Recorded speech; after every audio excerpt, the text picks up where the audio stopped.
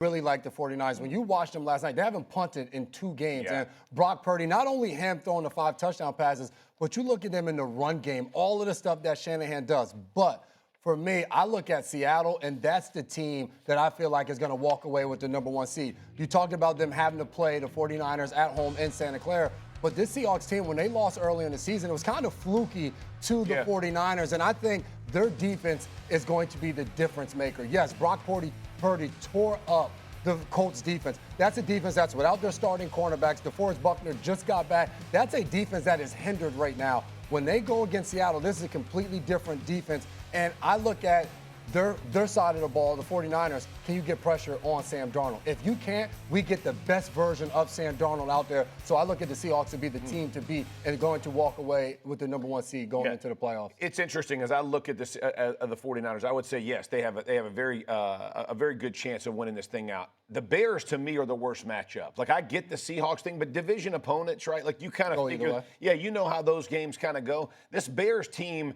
they match up well, right? They run the ball extremely well. San Francisco doesn't play the run great. The concern, though, if you're Seattle, is the weakness of the 49ers is the run game, and they don't run it great. And so now Darnold has to go, he has to go beat you. When the Bears can Caleb Williams tote that thing and go make those plays. And so as I look at this, the Bears, just because of the way Caleb Williams has played the last 2 games for me, he's made those plays. Ben Johnson's going to put together a good run game, but they can't fall back on this. Is Darnold going to give it up? Because Caleb Williams the last 2 weeks has, if they haven't been the 2 best throws in the season this year, 2 of the best throws in monumental moments that he lasers those balls in there. Like, you have a quarterback like Caleb Williams playing that way. I would say that if they win that one, I think they beat the Seahawks and they end up getting the 1 seed. I think Sunday night's game is the circlet game. I bet 49ers, Bears, these are 2 teams that are sitting at the right time. Both quarterbacks playing good.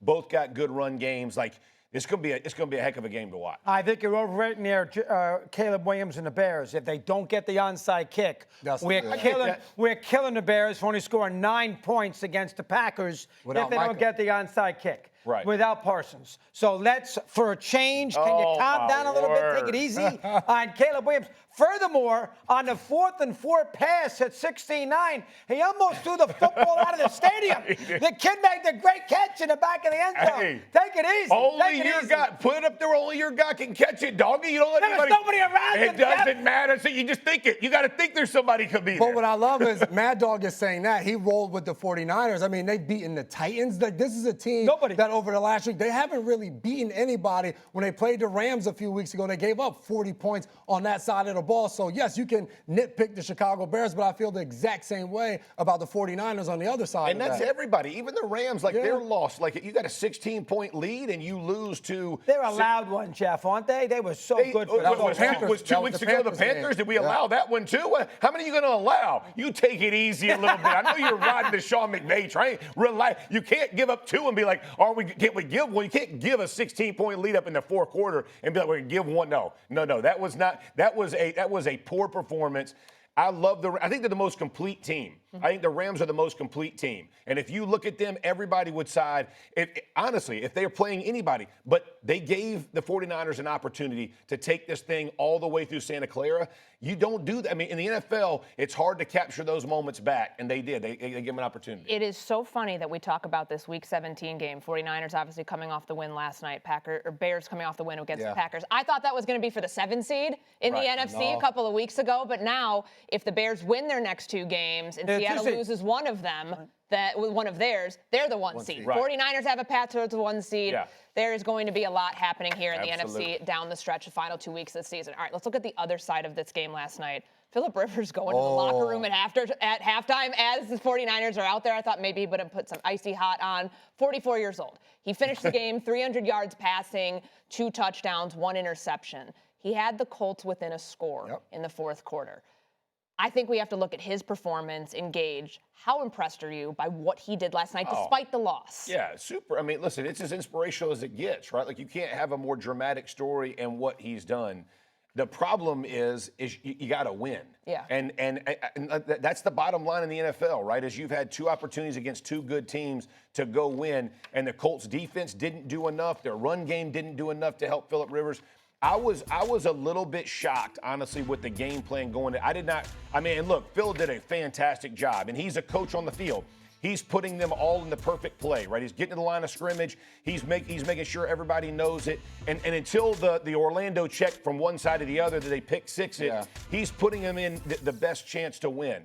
But the bottom line is you had to slow that 49ers offense down. You got to be able to run the football. And they just did not give JT nearly enough touches, in my opinion. You left it to a shootout, and Purdy's playing lights. And you see your defense. They don't even give a speed bump, man. Like run game and passing game, they're getting torched. And so it frustrates you because you got to find a way to win those games. Unfortunately, we start 8-1, and now we're going to. See, Jeff said like he was impressed, and then he gave us all the other stuff after. Yeah. Why? They got to win the game. Rivers, that's the team. They weren't going to win these games anyway. I am impressed by what Phillip Rivers was able to do. It was fantastic. I was on the call when he first came back, the Seattle game, and we're talking to him the night before the game. And he said to us, hell, I don't know how this is going to go. I'm excited to be out there, but I can go out there and pop my calf on the first play running from Leonard Williams. He comes back the next week, and they had to throw the ball, Jeff, because to your point, their defense, they're giving up 40 points, so you have to be able to keep up. So watching Phillip Rivers, yes, does he have the arm to get the ball 50 yards down the field? No. But watching him get them in and out of plays, watching him throw with accuracy and anticipation to make a few touchdown passes, 44 years old was so impressive to me to be out there. With a 5-year layoff. And let's not forget, Courtney, it wasn't too long ago when Mr. Saturday did that Tuesday NFL list and had the Colts #1. I said, what are you doing? I love him. Tough day for my guy. That was a bad one. That was not bad. Yes, They were 8-1. So what? What percent? We all They knew were that was 8-1. fraudulent. They had What 98% chance to make the playoffs. What is it now? And 2. I mean, how does that happen? And this is my problem. Last night, San Francisco can't rush the passer. So you know he's going to sit back there with time to go push. But that's the perfect scenario. Again, and they're weak against the run. At some point, you got to balance your offense to give them a chance. Hey, but there was no room for the times they did give him the ball, Taylor. There was absolutely no room for him to go anywhere. Yeah, to be fair. Agreed. Yeah. This is not a JT thing, but I mean, that's what I'm saying. There has to be the defense has got to help you. Special teams can't turn it over. Like you can't get penalties. All the things that you did to shoot yourself in the foot. That Seattle game was the best punch they were going to throw. The best. I remember they had 2 things last night that killed them. One, they had the fumble on the second kickoff at 7-7. Yep. And then when they were down by 2 touchdowns, they had the penalty when he ran back the kickoff to the 40-yard line of San Francisco. Yeah. So they had the 2 and they had huge a penalty penalties. in the red zone, too. That cost them, too. Yeah. Either way, though, we can agree it's an inspirational story. And it's great for him, too, because remember, he has all these kids. He resets his insurance clock. Baby, that's signal. 5 more years. He may delay his path to the Hall of Fame if he gets there, but hey, listen, he's locked I'm going it to up. let you know, if he plays games like that, I could go back and be a center for a little bit. Like, he got that ball coming out fast. You just hand check, ball gone. I like QBs like that. That's what I'm talking about. Phil knows. Don't get hit. Are you putting your name out there for the play? No, don't get crazy. I was just it's in a mythical world. In a fantasy land. Not real. It's a little different position, that QB and center. I'm getting that dome knocked a little bit. But I did love how fast he was delivering the ball. I mean, he sees the game as well as anybody who's ever played it. And when you heard it last night, it was special to watch because I want players now and kids who watch it to realize the mental part of our game can make you so capable of performance. It doesn't always, you don't have to be a physical freak all the time. You can be the smartest guy on the field and put yourselves in great position. He did it, man. And that, again, another inspirational part of his game. Okay.